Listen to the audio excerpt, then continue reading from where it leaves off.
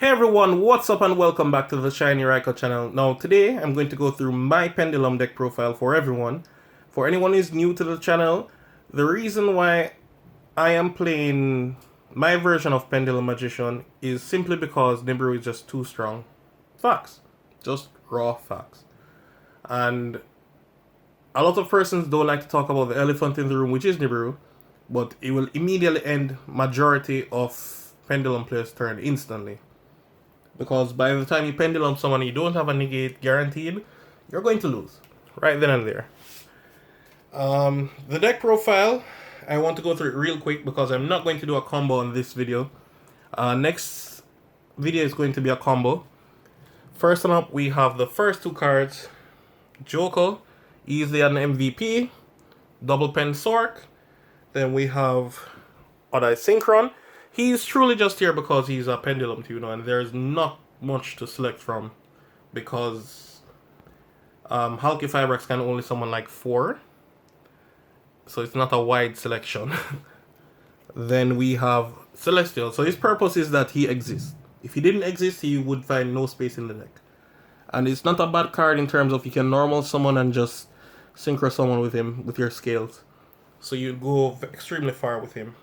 Then for your Magicians, triple Harmonizing, MVP, Best Girl, triple Double Iris, Missed Him So Much, triple Oath. Then your 2 level 7s, Pit and Shanky. Pit is an absolutely must play. It's not optional. When you find a Mystic Mind player, you're going to wonder why you didn't main deck this card. So it's a must play. Your other level 7 can be anything, but Shanky tends to be useful. He negates light monsters if you're not familiar with him. He's just an effect veiler for light monsters for the turn. And he's a quick effect. So he's good. Then for the dragons, we have triple Revolution, triple Dark Worm, 2 Supreme Dragon, triple Luster Pendulum, and 1 Tuning Magician. That's our only non-pendulum card.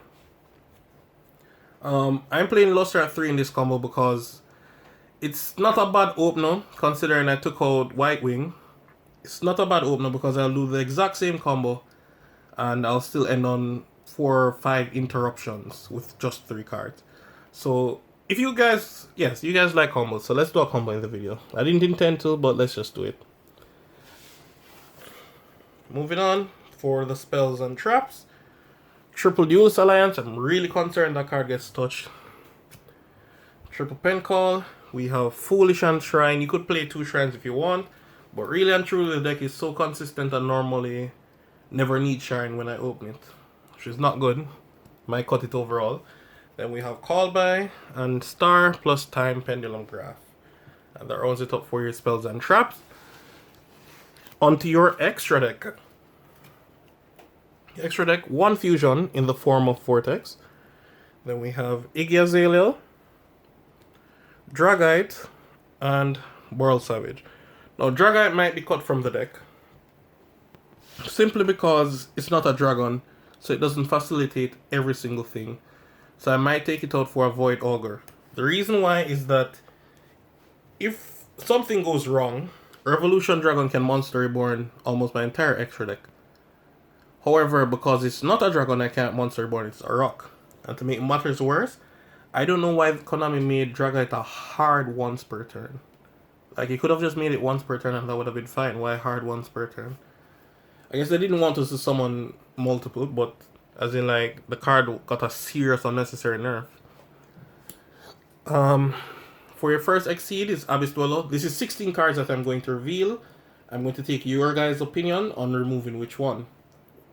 Dragite is most likely the one that's going to go, but it is what it is. We have Absolute to go with Vortex, obvious reasons. Then we have Raider's Knight and Arc Rebellion Exceed Dragon. Now you could also play the regular Supreme King Rebellion Dragon. However, the problem with the Supreme King Dragon is the theory behind both of these. The issue with this is that it takes 1 extra deck because you have to play this to summon this, while for the regular Supreme King, it never punches for a game. It punches a lot of damage, don't get me wrong, like 6,000 on a regular average day by himself, I might add. That's a lot of damage, but that's not game. This can potentially equal game by himself. No friends needed. He can do it all by himself.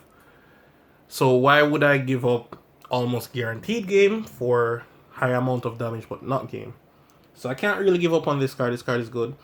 And then please be warned, when you're detaching, if you already built your board, always detach the Raider's Knight, because it will negate every monster on the field unless you detach it.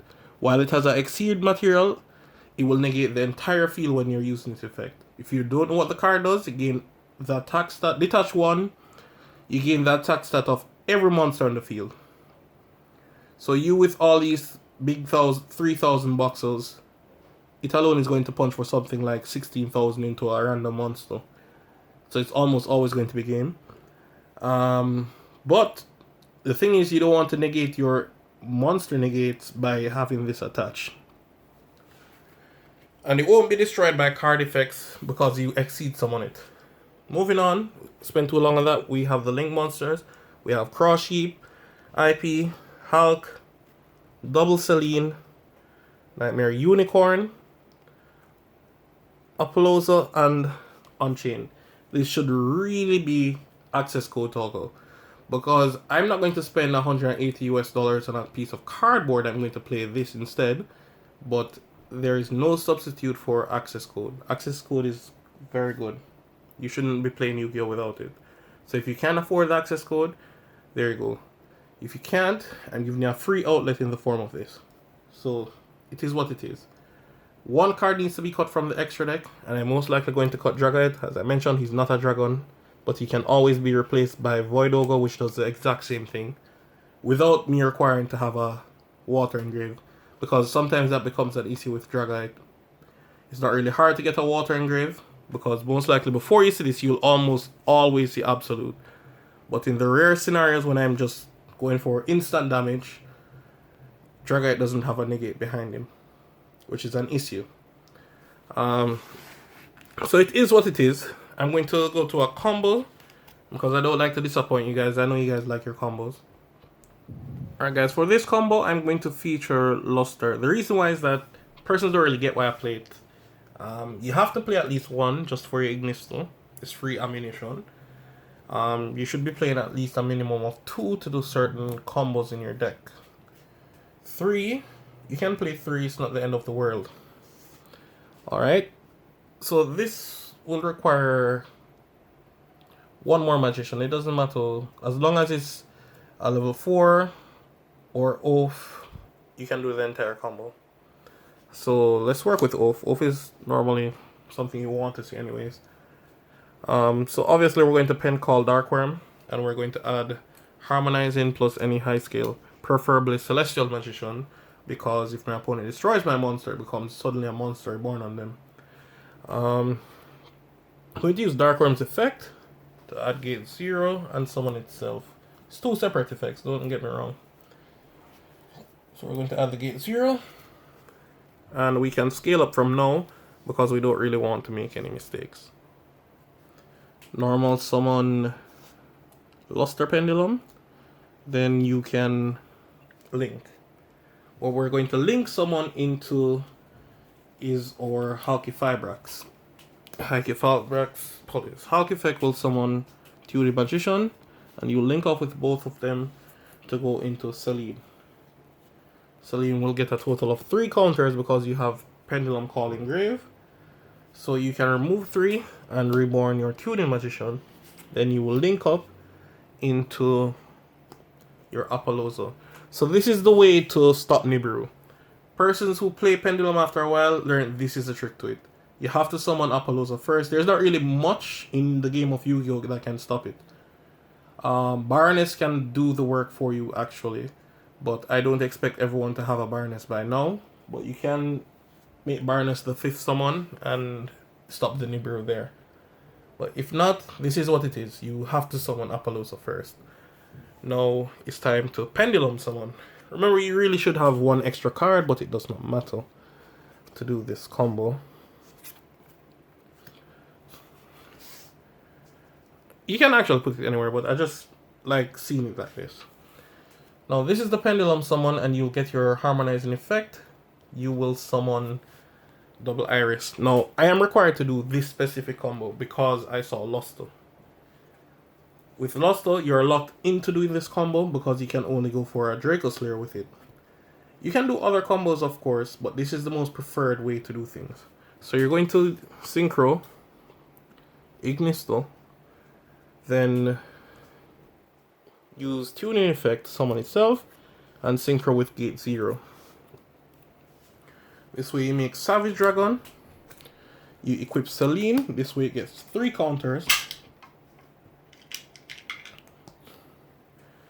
Then Ignister Effect, target Double Iris, pop, gets banished, and shuffling back your Selene. So you have a second Selene for later on if things get desperate.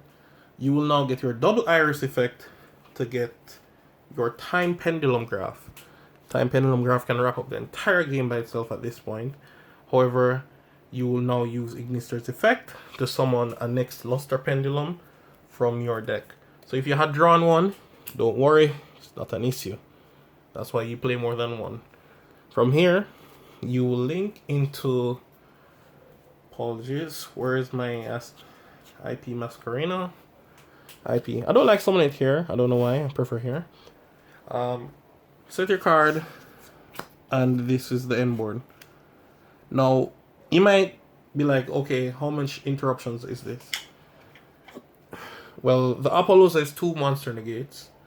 The Boreal is going to be our next 3rd interruption. You have IP into your Nightmare Unicorn, making another interruption. Apologies, I made a slight mistake.